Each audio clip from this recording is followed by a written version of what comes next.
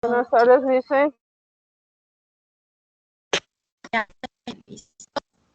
En un segundo les comparto la pantalla para poder iniciar. Recordarles, chicos, también el deber de mito y de la película de Hipatía. Licenciada, sí. Disculpe, ¿puedo hacerle una consulta? Claro, dígame.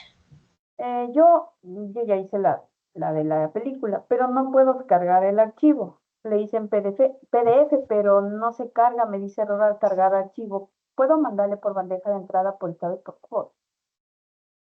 ¿O cómo le subo? Sí, mándeme por bandeja, pero me pone el día en que estudia. Ok, gracias. No hay inconveniente. A ver, entonces, con ustedes. Ya, nos quedamos en la filosofía medieval. Ya pasamos la filosofía clásica, no teníamos pensadores como Aristóteles y Platón. Y vamos a la filosofía medieval.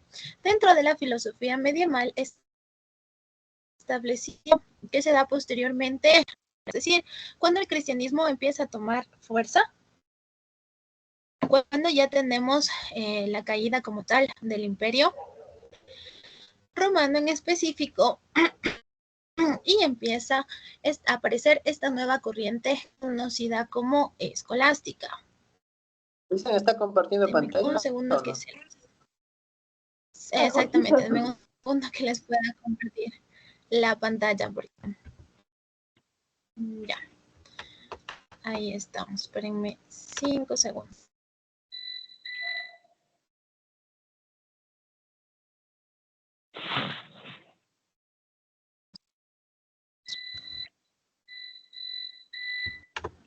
No, el Teams está un poco lentillo, un poco lentillo. Listo, a ver.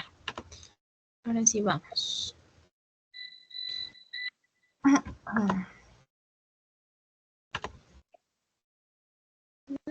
Se me va. Espérenme. No sé cómo. Ténganle paciencia, ya, ahí estamos. Ya. Ok. Entonces, les decía, dentro de la filosofía medieval, va a establecer esta manera de pensamiento se va a desarrollar dentro del siglo V, ¿sí? Y teníamos a pensadores ya un tanto, no un tanto, ya tenemos como tal a pensadores que están relacionados o enlazados directamente con la religión. Aquí ya tenemos una asociación entre la razón y la teología cristiana. ¿Qué es la teología? Yo ya lo establecí anteriormente. La teología es la ciencia como tal de la religión, en este caso, el cristianismo. ¿Sí?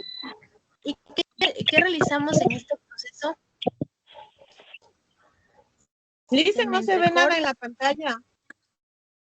No tenemos Ya, pantalla, espérenme. dicen. Solo le vemos al compañero Tipantuña. Y entrecortado. Ahí. Espérenme que me están robando internet con sus... Me están llamando. Mil disculpas. Ya. El imprudente ya. Ahora sí, a ver, entonces se me corta el audio. El audio no, pantalla no tenemos. Ya tienen pantalla ahorita y les debe salir la pantalla. No, solo sale ER nomás. Ya, espérenme 5. Están en otros aspectos ahorita. Un segundo, priorizo señal de internet que no se quiere compartir. Problemas técnicos, chicos, problemas técnicos.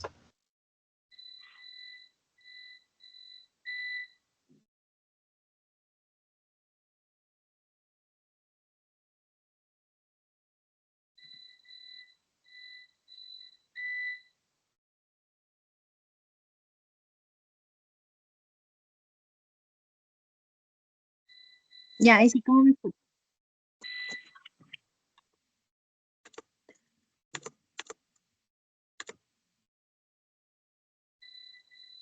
Ahí estamos, ¿me confirman? Ahí sí está compartiendo. Filosofía medieval. Vale, Vale. vale. Ya, perfecto. Entonces, ahora sí, chicos, vamos a empezar. Como les decía, dentro de la filosofía medieval ya vamos a encontrar pensadores relacionados o entrelazados directamente con la Iglesia Católica, con las creencias católicas, ¿sí? Con el cristianismo como tal.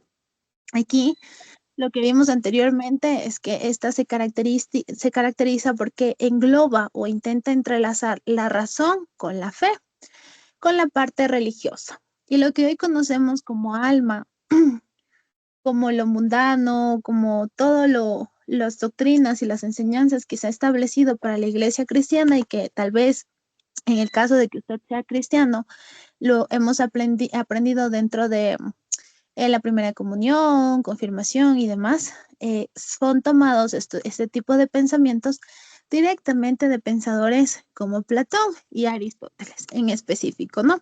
Precisamente porque la religión al principio cristiana no era, digamos, enraizada dentro de esta cultura y se fue poco a poco entrelazando con su cultura, en este caso específicamente con otros pensadores tradicionales, ¿no? Como lo fueron Platón y Aristóteles. Ahora bien, aquí ya tenemos una armonía como tal entre la fe y la razón.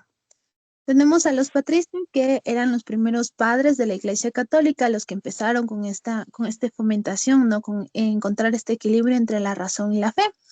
Y tenemos como tal el nacimiento de la escolástica, que es en este caso, perdón, en este caso, la escolástica ya es como tal, por así decirlo, la recuperación del pensamiento clásico, ¿sí?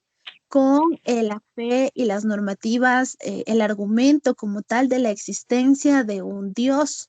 Recuerde que dentro de la cristiandad tenemos la existencia de un único Dios, a diferencia de otras culturas, ¿sí? Y en esta parte de la escolástica vamos a ver que hay la escolástica alta, la escolástica temprana y la escolástica tardía, en donde tenemos representantes como esta figura de Santo Tomás de Aquino, que por ahí es un santo, ¿no es cierto? Entonces, en algún momento de nuestra vida, nosotros escuchamos hablar precisamente de él, ¿no? Vamos entonces acá. Los patristas, específicamente, como yo les comentaba, empiezan a crear un dogma religioso. ¿Y cuál es el dogma religioso o a qué me refiero cuando estamos hablando de estos dogmas religiosos? En sí, es las reglas o las creencias específicas que tiene dependiendo de la religión a la que usted se atañe, ¿no? A las que usted se rija. Y mediante este proceso, ¿no es cierto?, en que yo estoy construyendo un nuevo conocimiento en base a las creencias religiosas y también a la razón, yo voy estableciendo ciertos principios, ¿sí?, que son conocidos posteriormente como la ortodoxia religiosa.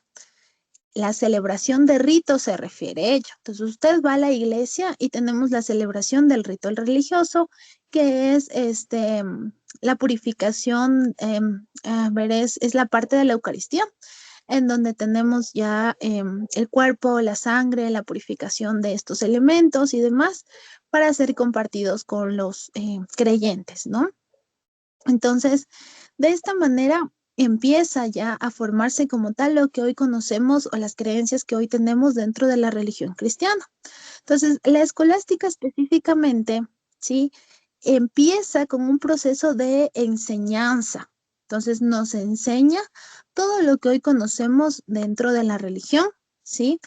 Y empieza también con un conocimiento académico. No solamente nos ceñimos a la parte de la religión, sino que, como les decía al inicio, esta empieza a englobarse con la razón, con la parte lógica, con la parte del análisis, pero este análisis está enfocado a la religión, ¿sí?, a la teología cristiana.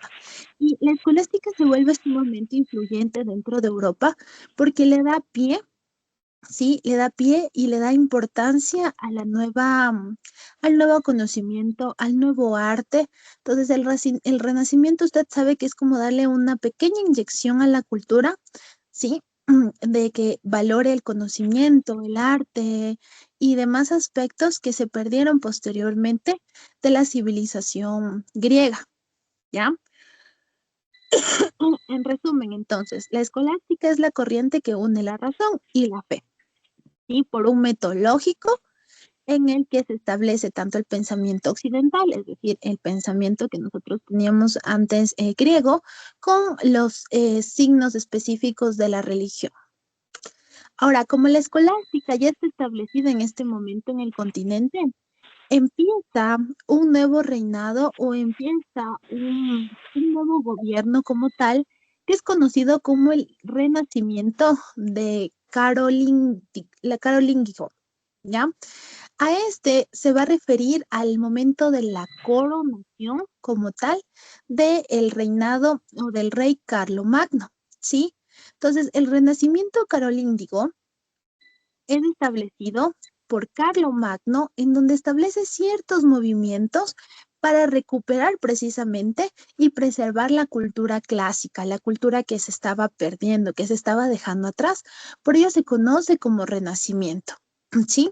Entonces, Carlomagno incluso fue coronado o apoyado directamente por el Papa en turno, ¿no? Que lo coronó y lo reconoció como rey. Y Carlomagno, con la intención de recuperar y mantener sobre todo su imperio regido, ¿sí?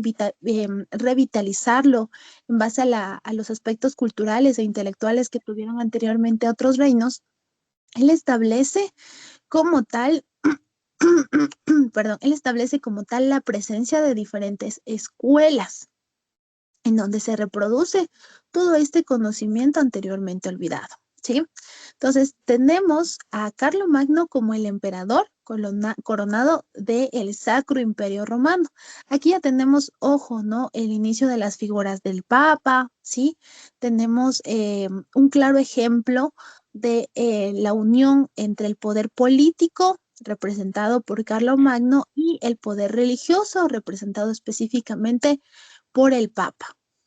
Entonces, en este momento es como hacer un experimento, ¿sí? En donde establecemos la unión, por así decirlo, la armonización entre la política y la cultura.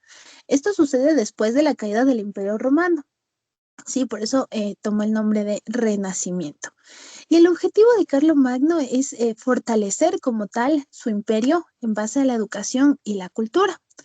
Para ello, él establece ciertos aspectos puntuales, ¿sí? Para el estudio y también para la alfabetización de la población, no de toda, obviamente, pero sí. Dentro de este reinado, nosotros identificamos la presencia de las escuelas monásticas. Es decir, usted sabe que para convertirse en padre, en sacerdote, usted tiene que formarse, ¿no es cierto?, dentro de los monasterios, dentro de diferentes instituciones regidas precisamente por la iglesia. En específico, el nombre ahí sí se los debo. ¿Ya? Pero es para la formación de los clérigos y los futuros administradores, ¿no? De la iglesia como tal. Entonces tenemos la presencia de dos escuelas, las escuelas monásticas y las escuelas catedrálicas, ¿sí? Y de igual manera, en este aspecto, sí, aquí tenemos las ciencias en las escuelas, se establece eso, ¿no? Y en este aspecto de la escuela también tenemos el estudio de autores como Horacio, como Virgilio, como Cicerón, sí, que tenían los manuscritos específicamente o que establecen o salvaron los manuscritos de la filosofía. Entonces, mire, en estas escuelas se empieza ya a enseñar la filosofía y la teología. Es decir, usted sí va a aprender en base a la razón, sí, pero va a estar entrelazado este conocimiento con la parte teológica, con la parte religiosa, cómo es que Dios está en el mundo, la creación del mundo y demás, todo en base a las explicaciones religiosas, ¿no? Aquí tenemos la definición de la escolástica también, que nos establece, sí, que dice, es la reflexión filosófica y teológica surgida de las escuelas de la Edad Media, en donde tenemos a Carlomagno, que es el representante del Renacimiento, ¿no? Y permite comprender la fe cristiana. Entonces, no se olvide, por favor, la escolástica une como tal, anotará que es pregunta de prueba. La escolástica une a la fe con la razón, ¿sí? Y dentro del reinado de Carlomagno establecemos la presencia de escuelas para formar a las personas dentro de la parte religiosa, ¿sí? A los clérigos o a los futuros funcionarios que van a dirigir esta iglesia, ¿de acuerdo? Tenemos también las reformas religiosas, en donde ya se establece específicamente los ritos cristianos. Usted puede ir a la iglesia de la esquina de su casa o a la iglesia de otra ciudad, de otra provincia, en donde se celebran exactamente los mismos ritos, ¿sí? Tienen las mismas festividades. Y también tenemos el latín. Entonces, alguna vez usted habrá escuchado, ¿no es cierto?, que el Padre consagra, en este caso, el cuerpo y la sangre en diferente idioma. Entonces, se prioriza también el latín dentro de la ortodoxia religiosa, ¿sí? Para este aspecto de llevar a cabo los rituales que nosotros manejamos dentro de la iglesia y demás, y otros rituales, no bautismo y demás, ¿sí?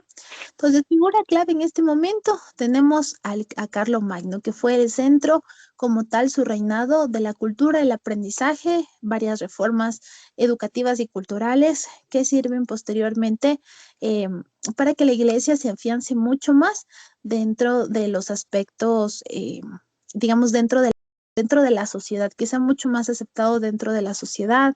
Es mucho más fácil nosotros adoptar una cultura o una religión cuando estudiamos esta y forma parte de nuestros conocimientos básicos. Entonces es mucho más fácil aceptarlo. Por tanto, esta maniobra de incluir la teología dentro del pénsul de estudios, de establecer diferentes escuelas para la formación de religiosos y generar una doctrina, es decir, preceptos y principios religiosos que no se pueden cambiar, no importa en qué parte, qué idioma se hable y demás, siempre van a ser los mismos, permitieron que la Iglesia Católica se pueda extender con mucha más fuerza en diferentes regiones del mundo, ¿sí? Y tener la fuerza que se conocía antiguamente dentro de Roma, ¿sí? Ok, entonces mira, en este aspecto tenemos todo lo que es la escolástica. Vamos a la siguiente. ¿Cómo escribían? Nos dice en específico que usted tiene, bueno, que usted no, que dentro de las escuelitas se establece los principios o se estudiaban los escritos de Aristóteles y también de otros pensadores como Porfirio, como Cicerón, ¿sí? En donde usted va analizando todo lo que dijeron, por ejemplo, Platón. ¿Qué dijo Platón? Teníamos en este caso el alma, ¿no es cierto? Que el alma está, al momento en que nosotros morimos, se separa del cuerpo y eso no se destruye, es eterno. Por otro lado, teníamos a Aristóteles, no Aristóteles, teníamos otro de los pensadores o estudiantes de Platón, en donde ellos no creían en la permanencia de las cosas, ¿no es cierto? En donde decíamos que vamos a cambiar, va a transmutar, va a convertirse en algo diferente. Entonces, desde esta lógica, esta razón, porque Platón establece el alma, pero en el Platón no me dijo que el alma fue creado por un ser superior, que en este caso pudo ser cualquiera de los dioses griegos, ¿no? Sino que para el alma era la esencia. De este concepto de alma se toma, ¿sí? Y le voy a silenciar, ¿ya? Se toma estos conceptos y se empieza a entrelazar con la religión. Por eso es que nosotros conocemos el concepto del alma como algo que va a transmutar, va a perdurar posteriormente a la separación del cuerpo, al fallecimiento, a la decadencia del cuerpo como tal. Dentro de la autoridad y la razón, nos dice que la escolástica también sigue, en este caso, 3 vías, ¿sí? 3 vías de tren o 3 vías en específico que les permite a ellos de igual manera poder tener la autoridad dentro de, pues, de la población en específico. Y nos dice, el primer precepto es la autoritas, ¿sí? Que es un texto bíblico en donde se enseña a la iglesia y la doctrina de los padres de la iglesia. El otro es la traditio, ¿sí? Que es la tradición cristiana heredada de los apóstoles. Una vez más, en el caso de que usted sea cristiano, ya sabe la presencia de los 12 apóstoles, ¿sí? 12 apóstoles, ¿sí? Y cómo ellos distribuyeron la palabra dentro de todo el mundo. Entonces aquí tenemos de igual manera uno de los escritos que van a ser enseñados y serán transmitidos posteriormente por los obispos. Tenemos la ratio, que es la razón humana, la lógica, la reflexión y la filosofía. Entonces, en base a estos 3 preceptos, empieza a enseñarse o empieza a desarrollarse como tal. En pocas palabras, podemos decir que esto es el currículum, ¿sí? Que tenían que irse distribuyendo dentro de las escuelas que establece Carlomagno para la formación posterior de los clérigos, ¿sí? O las personas que van a formar parte de la iglesia. Tenemos en los temas escolásticos, se estudiaba específicamente, nos dice, se estudiaba la transición de la vida, la fe, la razón, metafísica aristotélica. Base a esas 3 líneas se estudiaba y se desarrollaba los diferentes conceptos que ya nos dieron otros pensadores como Aristóteles, como Cicerón. No, únicamente estos aspectos. Aquí tenemos la metafísica. ¿Ya? Y la teología, que como ya les decía, es la ciencia o el estudio de la religión, de Dios como tal, y cómo Dios está relacionado con el mundo, nos gobierna y demás. Listo. Hasta ahí, chicos, ¿dudas, inquietudes?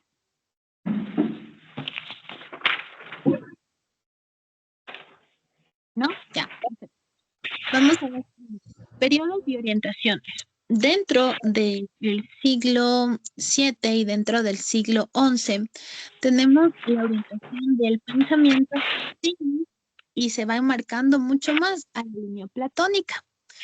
Dentro de la línea platónica, como hablábamos del alma, de que la lógica y las ideas se encuentran dentro del alma, que el alma está total, el alma puede dentro de un momento específico separarse totalmente de lo mundano, del cuerpo, de las necesidades, de lo que usted quiere y desea. Entonces, se establece lo siguiente, nos dice, el ser que piensa con el más perfecto debe existir para que sea perfecto. Si no, no será perfecto. Entonces, pensar, nos dice, dentro de la teoría de las ideas de Platón, nos establece, ¿no es cierto?, que su alma va a tener todas las ideas que usted va a tener dentro de su vida y que estas ideas van a ser evocadas o van a ser expresadas mediante los estímulos, que eso sí lo va a obtener mediante su cuerpo. Entonces, en este momento de la historia me dice que si usted no piensa, su existencia no puede ser considerada perfecta. Si usted no analiza, si usted no tiene este concepto respecto de la razón, no es perfecto. Y empieza una vez más a tomar, sí, como parte de lo establecido por Platón dentro de la Iglesia Católica, dentro de su... Una vez termina este periodo, tenemos la presencia de la decadencia escolástica. Esta decadencia de la escolástica se da dentro del siglo XIV y empezamos nosotros a tener un renacimiento, un sentimiento de un nuevo tipo de pensamiento, en donde ya apartamos un poquito como tal, o apartamos definitivamente a los preceptos religiosos, ¿sí? Ya no me baso únicamente en las explicaciones que la iglesia y los clérigos me quieran dar, no me voy a basar ya en los aspectos de la religión en específica, ¿sí? Entonces nos dice que esta empieza la decadencia de la escolástica, empieza por la filosofía de Guillermo Oakes, ¿sí? Que realza la metafísica, ¿sí? Y el deteriora el misticismo. Recuerde, por favor, que el misticismo es combinar un aspecto religioso, un aspecto fantástico, sin pruebas ni evidencias, con un aspecto que sí es real, que nosotros lo podemos ver, lo podemos comprobar aplicando el método científico y demás. Ya. En el siglo XII crece la intensidad de la actividad filosófica. Por otra parte, en este siglo se redescubre las obras de Aristóteles. Volvemos a estudiar a Aristóteles. Gracias al aporte de filósofos árabes y judíos, quienes reintroducen efectivamente el aristotelismo, pero con la influencia neoplatónica que pretendían conciliar la filosofía con la fe islamica. Entonces, Una vez más, se vuelve a tomar las ideas, la filosofía platónica, pero ya no se empieza a reconciliar con la cristiana, sino más bien se empieza a reconciliar con otras religiones que en ese momento de la historia también empezaron a tomar, listo, también empezaron a tomar mucha más fuerza, mucho más vigor, que en este caso es la religión islámica. Y finalmente tenemos que el apogeo el apogeo de la escolástica, gracias a la síntesis profunda de Tomás de Aquino y dos escuelas más de las escuelas franciscana y las escuelas dominicana. Entonces ya empieza a desaparecer este precepto de la escolástica y como les decía, Tomás de Aquino fue uno de los representantes más importantes, considerado canonizado santo. Sí, Tomás de Aquino, precisamente por las contribuciones que hizo a esta corriente filosófica, ¿sí? En donde realzó muchísimo a este aspecto de la escolástica. Nicolás de Aquino fue italiano y realizó una gran síntesis dentro de la filosofía y la teología medieval. Nos dice que el aporte que él realizó llega hasta el siglo XX, cuando su pensamiento renació con el nombre de neotomismo. Tomás de Aquino de igual manera tomó las ideas o la filosofía de Aristóteles para unir la razón y la fe, como decíamos anteriormente, ¿no? Y establece la presencia de Dios y el mundo. ¿Qué papel tiene Dios y qué papel tiene en este caso el mundo? Dios hizo o elaboró nuestra existencia, ¿no es cierto? Y nosotros dependemos directamente de Dios, nuestra existencia depende directamente de Dios. Por tanto, en este momento se establece a Dios como un ser omnipotente, omnisciente, que aunque no se encuentre en ningún lado, nos puede observar, nos puede juzgar y somos precisamente su creación. Por tanto, debemos de tener ciertas características de alabanza y demás porque nosotros somos la creación, ¿no? Tenemos a la persona humana y el conocimiento. Entonces, aquí Tomás de Aquino nos establece el ser humano en específico va a estar en el mundo, sí, como parte de una relación biológica. Nosotros, al momento de relacionarnos con el mundo, tenemos ciertas características. Por ejemplo, dentro de la religión se establece que como somos nosotros creaciones específicamente a imagen y semejanza de Dios, pues dentro de esta cadena de creaciones, nosotros estamos muy por encima, ¿no es cierto? Por ello es que nosotros somos diferentes a los demás seres vivos que habitan el planeta, la creación de Dios. Somos diferentes en esencia porque nos parecemos o estamos formados por la imagen y semejanza de Dios, ¿sí? Entonces, de igual manera somos diferentes porque nosotros poseemos una voluntad. Y nosotros podemos identificar, a diferencia de como en algún momento les decía, el perrito o el gatito, lo que está bien o lo que está mal. Por tanto, Dios nos establece o nos ha creado, a diferencia de los animales o de otros seres vivos, con una voluntad, como un ser libre de ataduras que puede hacer, identificando obviamente si está bien o está mal, realizar diferentes acciones, ejecutar lo que esta persona o esta creación quiera hacer, rigiéndose a lo que está bien o a lo que está mal. ¿Ya? Entonces, ello nos establece Tomás de Aquino. Listo, chicos. Hasta ahí entonces. ¿Alguna duda, inquietud que tengan? ¿Si han escuchado de Tomás de Aquino? ¿Santo de qué es Tomás de Aquino? ¿Quién me dice?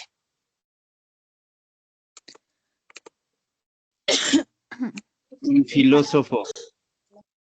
Claro, es un filósofo religioso Tomás de Aquino, pero se lo canoniza o se lo proclama santo posteriormente, pero en específico santo de qué es Tomás de Aquino.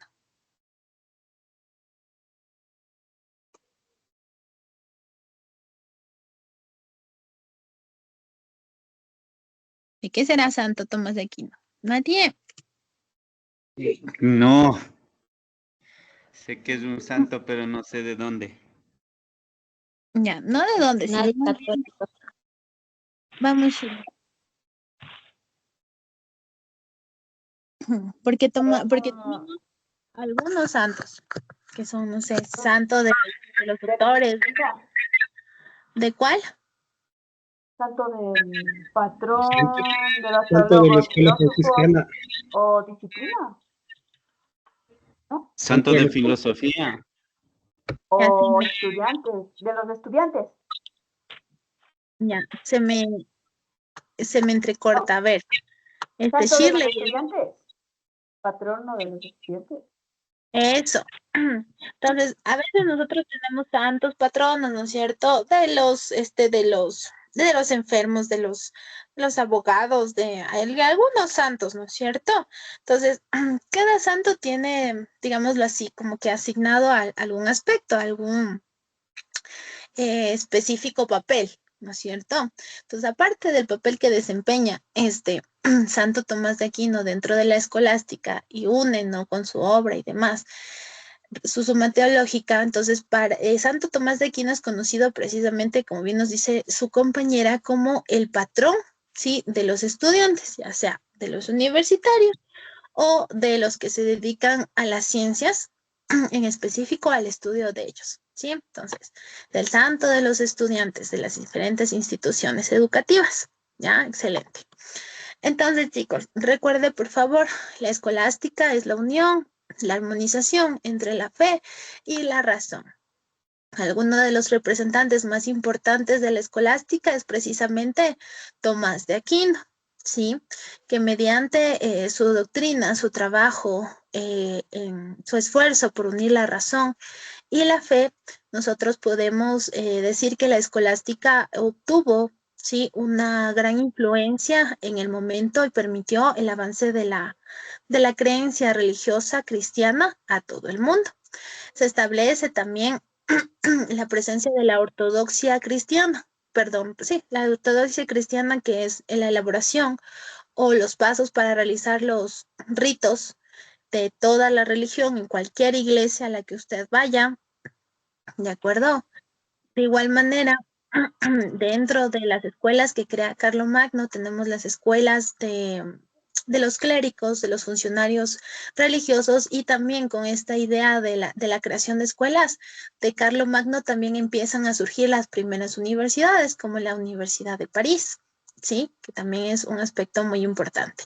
Y empieza de igual manera, chicos, la decadencia de la escolástica, es decir, de la mezcla de la razón con la fe. Empieza precisamente esta cadencia por los aportes de Guillermo, un gran pensador de igual manera, que establece otros principios, ya otro tipo de forma de ver el mundo como tal, ¿sí? Entonces, hasta aquí llegamos nosotros con la primera unidad. ¿Qué nos queda? Es realizar en este momento la evaluación. Como ya nos queda pocos minutos, no vamos a alcanzar a hacer la evaluación como tal. Sin embargo, la siguiente clase les voy a mostrar para que sepan específicamente de lo que les hablo. Como ya acabamos la unidad 1, ya vimos todo lo que es el pensamiento clásico, los dioses, mitos y